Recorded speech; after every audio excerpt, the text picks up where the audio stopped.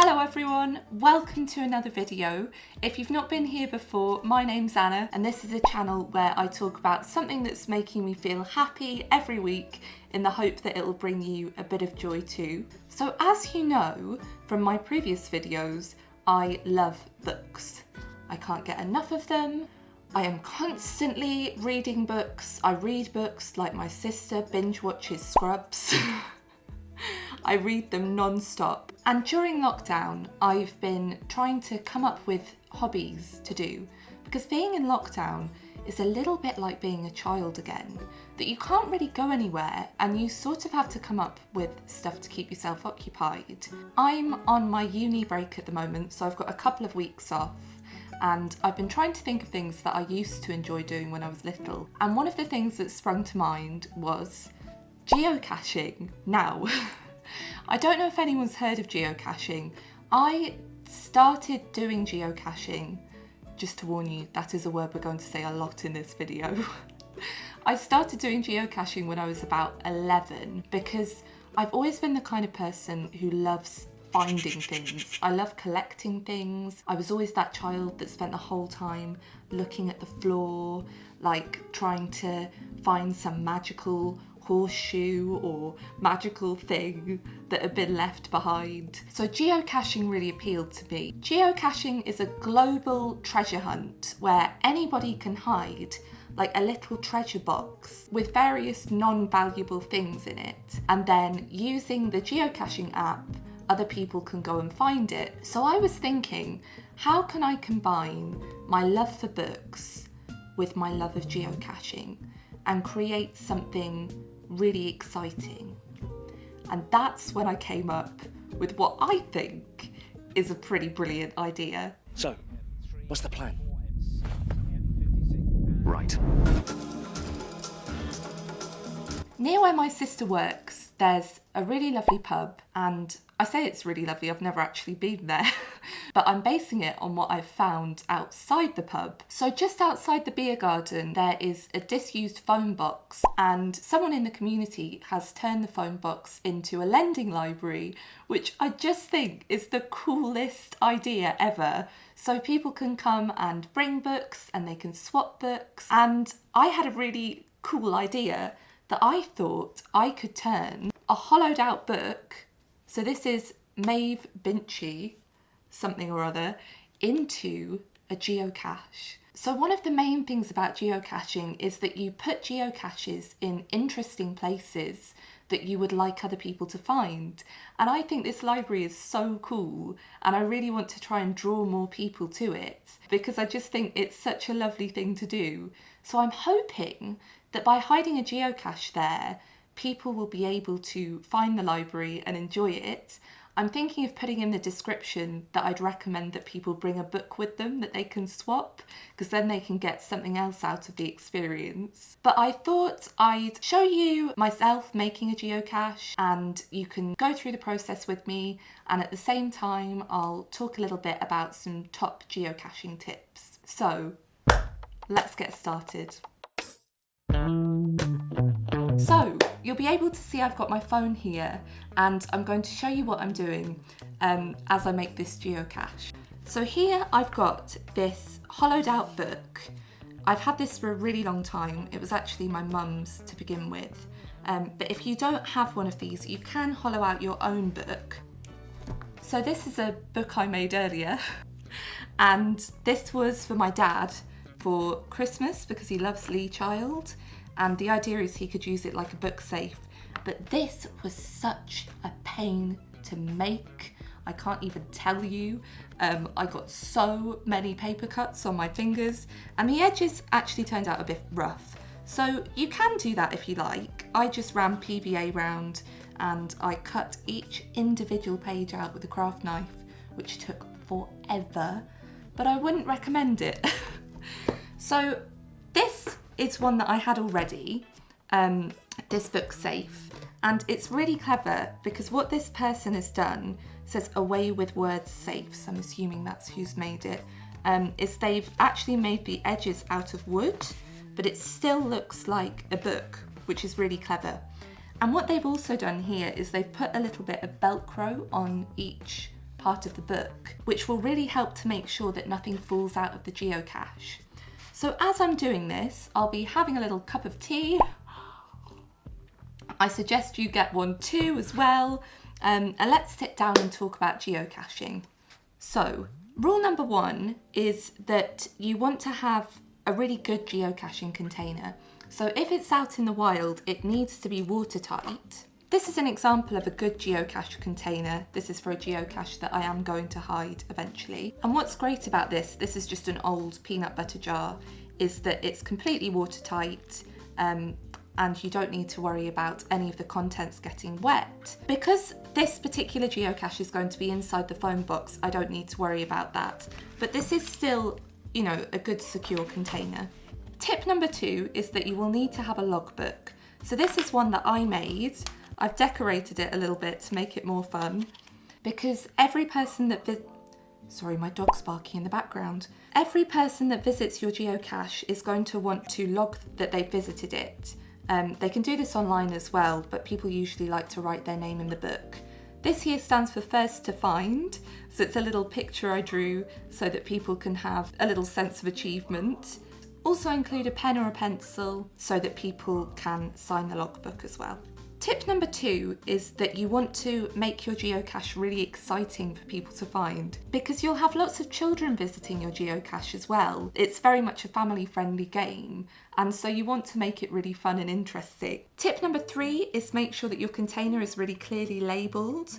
The last thing I want is someone picking up this book and taking it home, and so immediately, as soon as they pull this out, they can see that it's a geocache. But what happens if they open it and they don't know what it is? That's why a geocache stash card is really important, or even just a note that says do not disturb, as this one does. This is an official game piece, to make sure that it doesn't get removed. So this just has all of the information just in case somebody hasn't been geocaching before. And what I'll do is I'll slip that in there. And then this is the really fun bit. This is my favourite bit. It's filling it with exciting things for people to find. So I've chosen quite a big container, and I've found all sorts of different things, some around the house, some of them I've bought cheaply, to put them in the geocache and make it a bit exciting. And you're trying to cater for a wide variety of people that might find it. So have a think about different things that people would like to find. I've got some seeds in there, because I love doing a bit of growing. I'm not especially good at keeping things alive, but I do love it. I've got some llama sticky page markers. They were a birthday present several years ago that I've never got round to using. This is a little dice game pad that came from Nationwide, actually. This video is not sponsored by Nationwide, but they gave me that when I was starting uni in a little pack. And you want to make sure that the things in here are not valuable. I think it goes without saying, but this is very much an affordable game. One of the great things about geocaching is that it's completely free, unless you pay for a premium membership, which means you can have little special extras. The game itself is meant to be completely accessible for everyone. So keep that in mind when you're designing your geocache. What else have we got? I've got some football playing cards that I thought might be quite fun to have in there. I've got a couple of pens. Always useful to have a pen, but also who doesn't love stationery? I've got some wax crayons. Love crayons. I haven't actually properly used crayons for years, but I am wearing crayon earrings. You probably can't see, but yeah, love that. We've then got a llama rubber. You'll be noticing a llama theme. When I was about 15, I went through a llama crazy phase and I loved them. And all of my friends got me llama things and then I sort of went off them. So that's why so many llama things are in here. What else can we add? Let's add a couple of miniature toys. These were from a Kinder Egg. I don't normally get Kinder Eggs because of the plastic, but I got these especially for the geocache because I thought they would be perfect to just pop in there. We've got a beautiful badge. If I found this, that's the first thing I would go for. This came in a Paper Gang box from Oh Dear, but I have so many badges and so I think that one can go in there. What else do we have? Let's put another little Kinder toy in there. And one more thing, a rubber. Another little rubber. I do just want to add for my American viewers, aka my cousin Katie, that in the UK we call erasers rubbers, and I'm fully aware that in America that means condom, and I'm not suggesting for a minute that you put a condom in your geocache. But back to the video. Okay, so that's all in there. You then want to make sure that the logbook is in there too. Make sure that everything fits. You don't want it to be overfull, but I think this is quite a good amount. That would look quite exciting if you opened it, wouldn't it? And then what people will do is they'll swap things, they'll write in the logbook, and that's all good to go. So something I forgot to mention is travel bugs. These are really cool. Anyone can make one of these, and they look like this. So this is the travel bug that I made. It's called the Pony Express. And the idea of this is that it will travel around the world visiting different geocaches, trying to get as far as possible. They're really cool. Anybody can make one. All you do is you buy a little tag that has a unique tracking number on the back, and then people normally affix it to a toy. I've just drilled a hole through this little horse, which was a little bit heartbreaking. But now I'll be able to pop this in my geocache and watch it go all around the world. And since I don't really have the budget for travelling and we're in a pandemic, it'll be really cool to see this little horse travelling around the world, and I'll be able to watch that from home without going anywhere. So I'm looking forward to that, and I'm going to pop that in the geocache as well. So now the only thing left to do is to hide it. So some quick tips for hiding your geocache is you want to make sure that when you do it, you are discreet. So non-geocachers are called muggles. I wonder where they got that name from. And you don't really want to be caught by a muggle because geocaching is completely legal, but you don't want people disturbing the cache if they don't know what it is. So try and go to hide your geocache, or even to find a geocache when it's quite quiet, or if it's not, try and do it subtly. You also want to make sure that you have permission to hide the cache so that you don't get in any trouble. You want to make sure that it's in a place that is accessible to people, and if it's not, you have to put that in the listing because we're trying to make the game as inclusive to as many people as possible. You also want to make sure that the place that you hide the cache is weather resistant as well. So don't put it in the bottom of somewhere that looks like it's going to fill up with water or be really exposed to the wind, because you want it to be as safe as possible. But let's go and hide this geocache.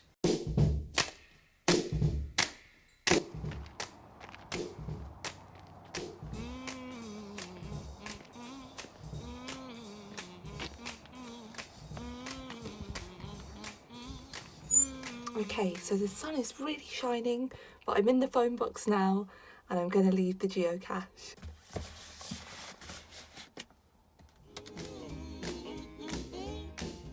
Hello! So, I haven't got any makeup on or anything, but I wanted to show you this. I've put the geocache out in the wild, and now I have to register it on the website. And what will happen next is an official geocaching person will overlook it and check that it meets all the guidelines, and then hopefully they'll make it live, which means that other people will be able to view the cache. But I've got the page here. I've called it an open book, which I thought was quite a good joke. And it also acts as a bit of a clue for people because they won't know that the geocache is inside a hollowed out book. That's obviously a surprise for them. So I've called it that to sort of draw them in. So for the rating, I've given it 1.5 difficulty because, while it's not really obvious, it does take a little bit of thinking, I think, to work out what the cache container is. And the terrain rating I've given 1.5 because it's not completely accessible. I feel really bad about that. But because of the nature of it being a phone box, it's not completely accessible for people in wheelchairs. And I wish I could change that. I can't think of any way to make it more accessible just because of the nature of the cache. But yes, I've had to put that accordingly. The size is regular, so it's about the size of a shoebox. It's obviously in the UK. Here it is on the map. So where the little brown flag is before is where I thought the coordinates were, and I've actually submitted this for review once, and the person got back to me and said that the coordinates were incorrect. So I went back and got them again. So hopefully that's correct now. And then I've put some details on, so like it's good for children, it's accessible 24/7, there's parking, there's a picnic area and a place to eat food nearby because it's near a pub garden. It's practically in a pub garden. I've then got a little description all about it, and then a clue, which is the name and author of the book. So people can reveal that clue if they're struggling a bit. And now, the moment of truth, I'm going to submit it for review. Oh yeah, I just need to type in describing the geocache location container and how it's hidden. So, this cache, this is a great view for you, is hidden in a disused phone box lending, actually it's not lending, disused phone box book swap library. The cache, would help if I could spell, cache container is a hollowed out book. I have changed the coordinates and the listing following your previous feedback. Okay, hopefully that should be all right now.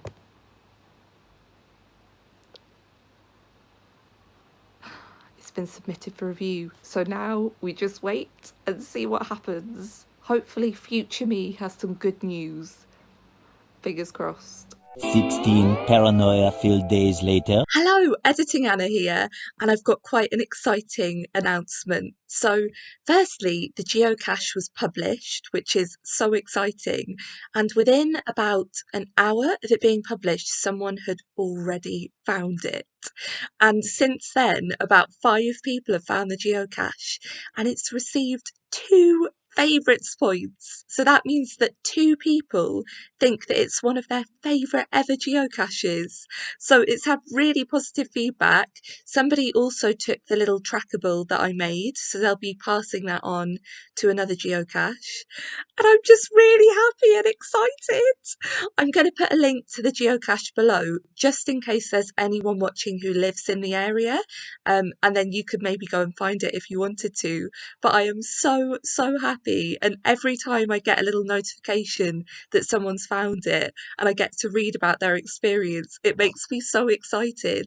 So yes, really good news, and I'm going to hand back to my past self to finish the video, but I'm so happy. So that's it, you've made it to the end of another video, well done!